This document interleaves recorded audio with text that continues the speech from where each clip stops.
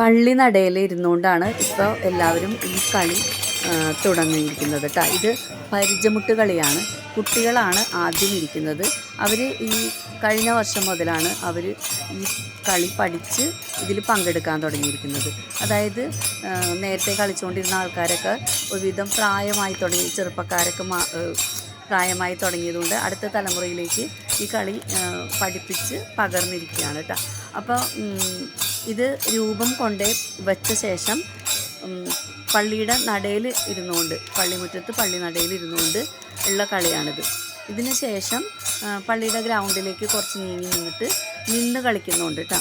അപ്പോൾ ഈ പരിചമുട്ട് കളി ഞാൻ ആദ്യമായിട്ട് കാണുന്നത് എൻ്റെ കല്യാണം കഴിഞ്ഞ് ഹസ്ബൻഡിൻ്റെ വീട്ടിൽ ചെന്നപ്പോഴാണ്.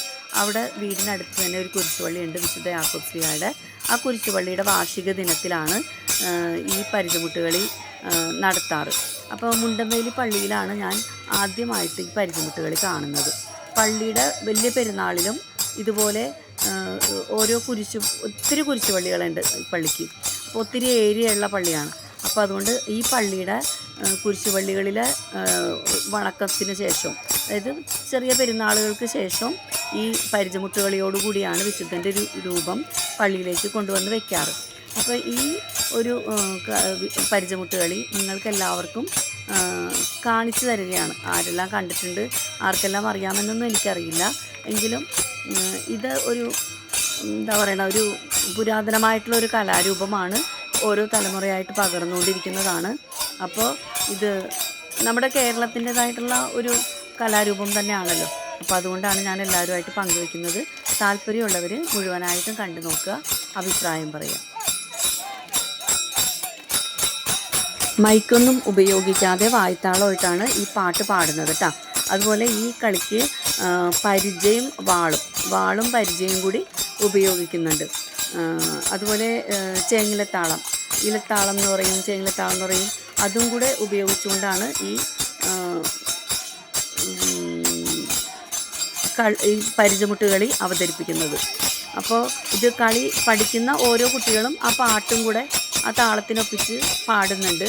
അത് നമുക്ക് വ്യക്തമായിട്ട് കേൾക്കാത്തതുകൊണ്ടാണ് ഞാനിപ്പോൾ ഈ കാര്യങ്ങളൊക്കെ വിശദമായിട്ട് പറയുന്നത്. ഇതിനിടയിൽ ചിലരുടെ സംസാരം കൂടെ വീഡിയോയിൽ വന്നിട്ടുണ്ട്. അപ്പോൾ ദയവായിട്ട് എല്ലാവരും അത് ക്ഷമിക്കണം. എനിക്കത് മ്യൂട്ട് ചെയ്യാൻ പറ്റില്ല. കാരണം മ്യൂട്ട് ചെയ്തിട്ടുണ്ടെങ്കിൽ ഇതിൻ്റെ താളവും ആ പാട്ടും കൂടെ പോകും. അപ്പം അത് വെറുതെ കാണുന്നത് പോലെ ആയിപ്പോകും. അപ്പോൾ അതുകൊണ്ടാണ് ഞാനത് മ്യൂട്ട് ചെയ്യാതിരുന്നത്. അപ്പോൾ എല്ലാവരും കാണുമെന്ന് വിചാരിക്കുന്നു.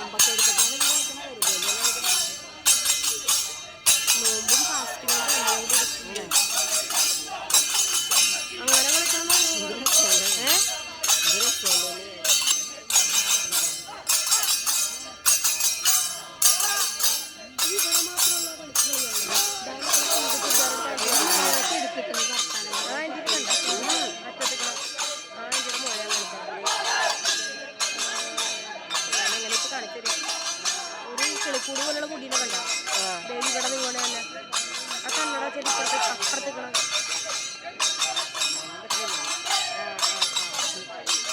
കണ്ട മീശകള് അതാണ് ആകാ